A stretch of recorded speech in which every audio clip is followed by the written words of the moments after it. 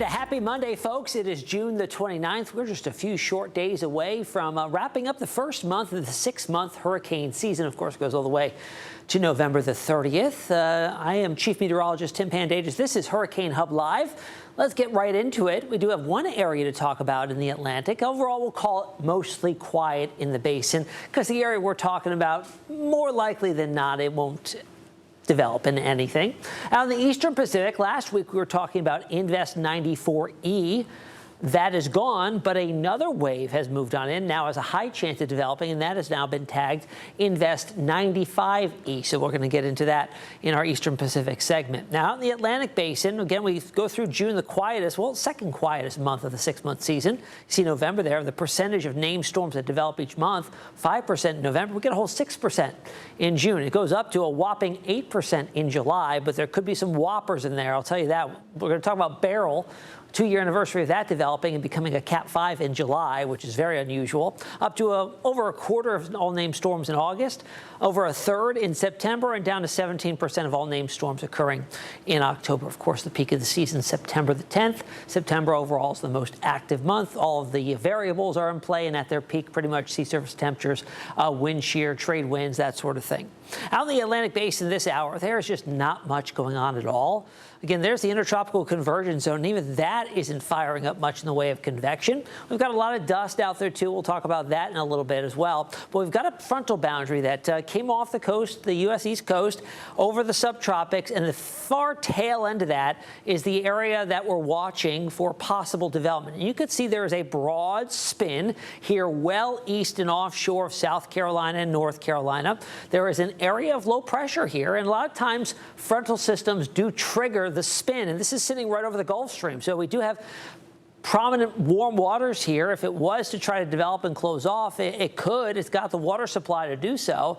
But overall, the chances on this are not very high at all. In fact, right now they sit at 10% chance over the next 48 hours and another 10% chance over the next week as this drifts its way off to the south and east. Now, some models over the last 48 hours were showing some modest development here, and in fact, it would have retrograded and headed back towards the coast, which, yeah, we don't really want a tropical system, but I tell you what, a weak one, not a bad thing, especially since this would eat into the building ridge. That's going to drive a huge heat wave over the eastern seaboard and also still deliver some much-needed rainfall for a good chunk of the Carolinas. And if it made it up into Virginia, it would be welcome rain. But this is looking unlikely to occur, and that ridge just looks too strong. It's going to keep everything pushed off towards the east as it looks right now. But we've already crossed off Arthur. That was a weak tropical storm 2 weeks ago. Bertha would be up next. That was the area where we're looking for off the southeast coastline. Probably not a candidate anymore, but who knows? Things could go the opposite direction in a short term, so we'll watch it closely. And then Cristobal would be up next. And there's the dust, the Saharan dust out now making it up over land, southeast Texas, getting up into Oklahoma, Arkansas, and Louisiana. Some dusty skies there. There's a little bit more moving through the Caribbean and another couple of waves. Really, look at this huge one ejecting off the coast of Africa here as we get into the second week of July. And this is typical this time of the year. We really start to see the dust start to gain latitude as it ejects off the coast of Africa as we get towards the middle to end of July. And that will begin to open up the main development region part of the basin. Let's take a look out in Houston, Texas. This is Herman Park overlooking downtown. In fact, that's the medical district there. We've got some dusty skies. You can kind of make it out, the orange tint, the dust color, or the rust color, I should say, to the sky there. They've got some dust overhead there right now. Speaking of Houston, Texas, we got an anniversary to celebrate today. Beryl, well, not celebrate, just acknowledge, I guess you could say. Beryl back in 2024. Do you remember that one? That emerged out of the far western portion of the main development region, which that in of itself is unusual. But look at all the records it set. Record-setting storm for sure. Earliest Cat 5, earliest Cat 4, strongest July hurricane. It became a Cat 5 on July the 2nd. Maxed out 165-mile-per-hour winds, 932 millibars is where it bottomed. Produced the most tornado warnings in July. As it moved inland, of course, it made landfall over southeast Texas, moved over Houston. At that point, thankfully, it was not a Category 5, but it was a Category 1. It did produce a lot of rainfall and flooding in far eastern Texas and then built up into the middle parts of the country. And, of course, did declining tropical systems, falling apart tropical systems over land do have that spin. They do initiate tornadoes, as we saw, produce the most tornado warnings in July of any tropical system. Out there right now, sea surface temperature anomalies. Yeah, we're warming up. We do have some pretty significant anomalies actually showing up here in the main development region, which is interesting because we've had the dust plumes there. And a lot of times the dust works to kind of, cloud the sky, block some of the long wave radiation coming in from the sun and warming things up, or the short wave radiation, and warming things up on the sea surface temperatures. But looks like it's not doing much there. Looks like most of the dust is a little bit farther to the north, where we do have some cold temperature anomalies out by the Cabo Verde Islands. Look at the subtropics, extremely warm. And then on the other side of that to the north, we've got some cold anomalies in the far northern Atlantic. Look at the far northeastern Gulf, very warm anomalies there. And then the East Pac, yeah, it's very warm regardless of any location here in the eastern Pacific, and a very dominant El Nino signal there shaping on up. Can't miss that. Equatorial Pacific waters off the coast of South America there. Still hinting at a strong El Nino setting up just in time for the peak of the hurricane season. All right, we are in June, and what are we looking at in terms of where we would find systems? Well, let me go back there. Systems in June, we have the Gulf, the far western Caribbean, the southwest Atlantic. But then as we get into July, which is only a couple days away, we do open up the main development region. This part of the main development region, the western side, starts to get a little bit more active. And as you saw, Beryl did come out of there. And we have had several other systems that have emerged in that part of the basin earlier in the season. It's just quite rare because of the dust and overall conditions are a little more hostile. But this is the area we're talking about. It's favored for tropical development in mid to late July, really. It opens up and then right through September. And this is the breeding ground for the long track major hurricanes that develop. We see them come off the coast of Africa as an African easterly wave, go west of the Cabo Verde Islands, start to organize, and then it's just, it's open waters from there. And a lot of times if they hit a pocket of very good conditions, they can blossom quite rapidly. So that's the area to watch as we get deeper into the season. But MDR June storms, which Beryl was one of them back in 2024, that was the farthest east developing. And then you had Brett in 2023, Elsa in 21, and also yet another Brett in 2017 that was much farther off towards the west, closer to the coast of South America. So that's the latest out there in the Atlantic basin. Again, that one area that we'll watch off the southeast coastline, sitting with a 10% chance over the short and long term. Coming up after a quick break, we're going to go into the eastern Pacific. That's got another area that's highly likely to develop and possibly become Douglas over the next couple days. We'll talk about if that threatens any land when I see you in just a few minutes.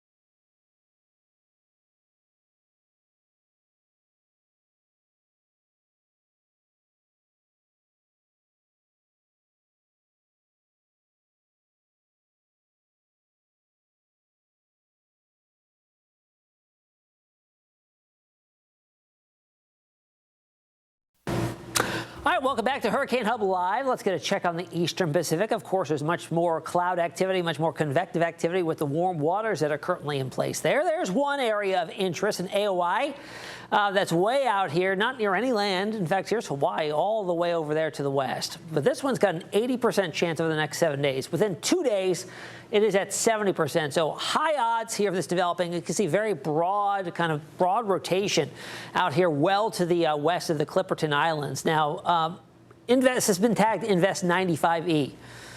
So investigative area 90 to 95, it rotates through, and that's sitting at 95E right now. So if it does develop, next name on the list would be Douglas. We'll be right back after a quick break.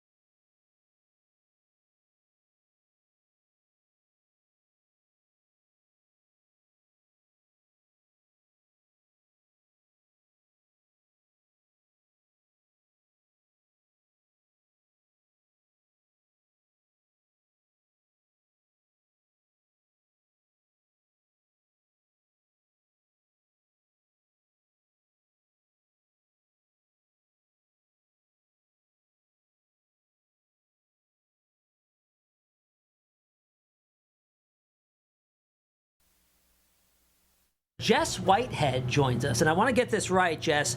You are the executive director of Old Dominion University's Institute for Coastal Adaptation and Resilience. ICAR for short. We like our acronyms here. We do love our acronyms. And welcome to the show. Meteorologists love some acronyms. We do. Science in general, right? Loves the acronyms. So, Jess, welcome to the show. Thank you. Tell me a little bit about what the Institute at ODU does. And for our viewers, ODU, Old Dominion, is located right here in Norfolk, Virginia. Thank you for that. So the Institute for Coastal Adaptation and Resilience is really unique in that we focus on the practice of building coastal resilience.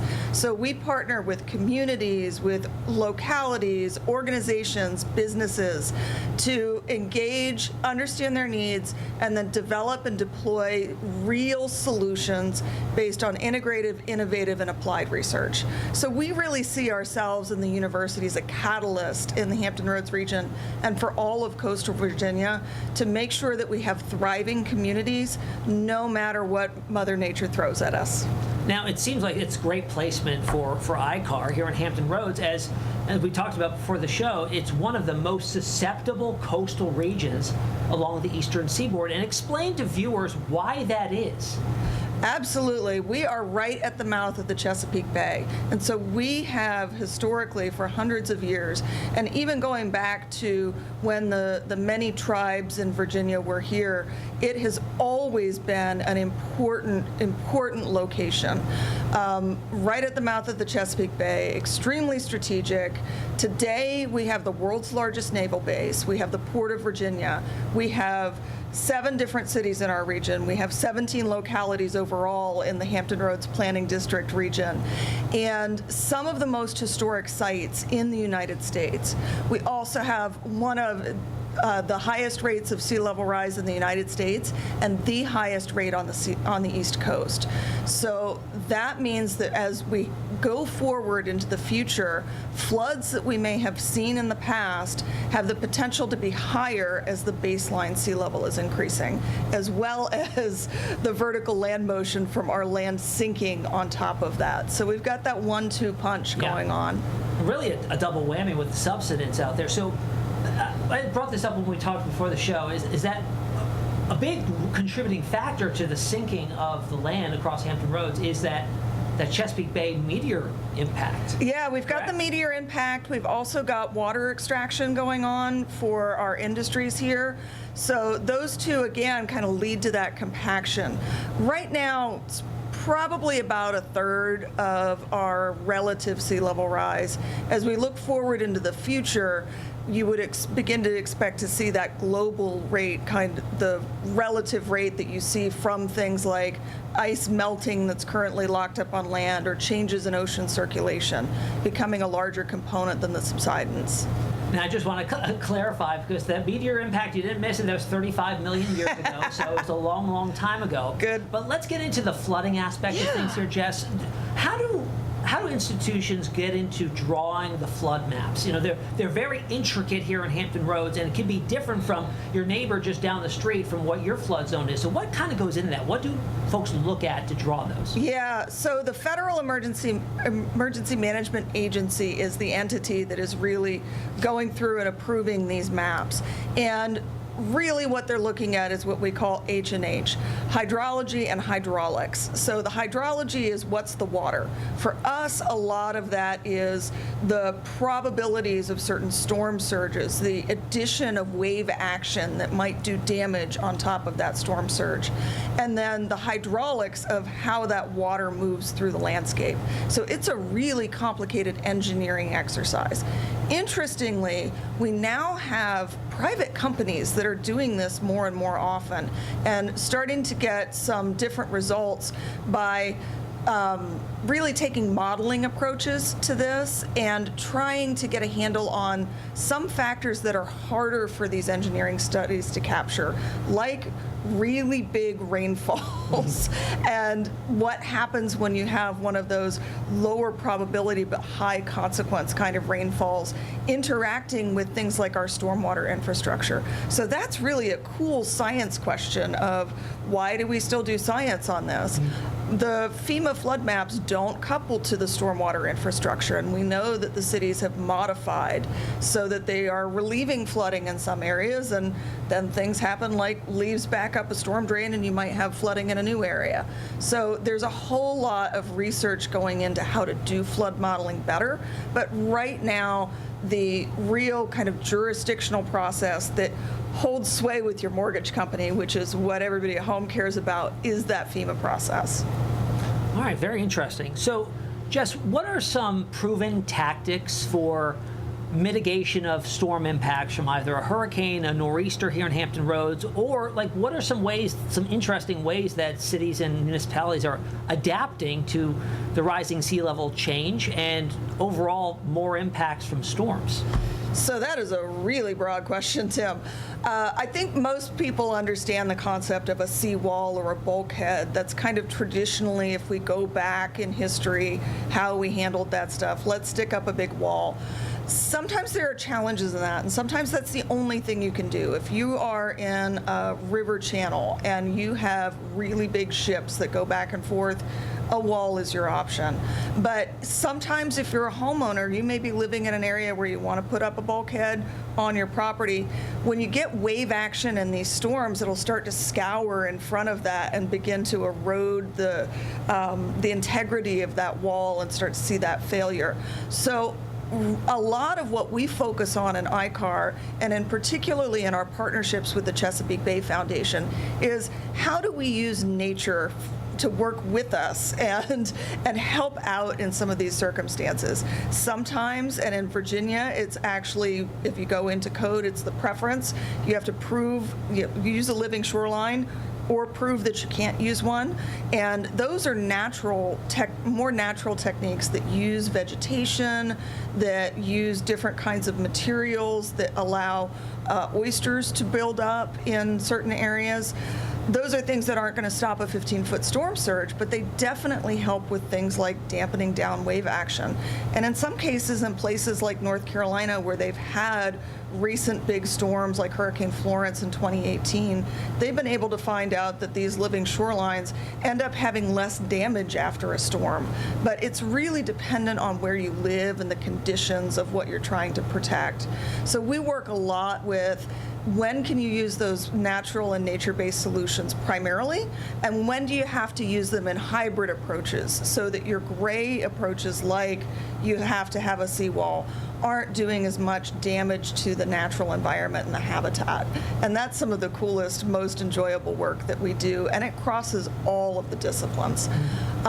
We've got people who are, we have research faculty within ICAR who are working with ODU's Civil and Environmental Engineering Department to build a wave flume that will allow us to test different vegetation types and see how wave action gets dampened by different types of plants.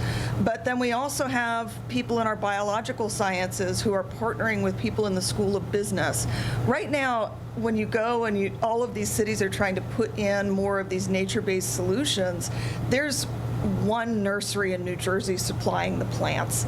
So they're trying to figure out, how do we work in Virginia to make this an attractive business proposition and something that will work so that we can be growing those in Virginia. So there's all kinds of different ways that we're working.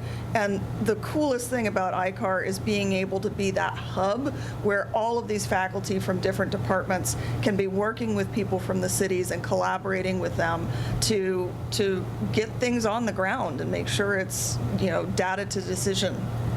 Now, artificial intelligence is becoming more and more embedded in what I do with meteorology and weather forecasting and model prediction. I'm interested to hear how that's coming into play with maybe modeling storm scenarios for mitigation purposes or adaptation for coastal communities. How are you guys using it?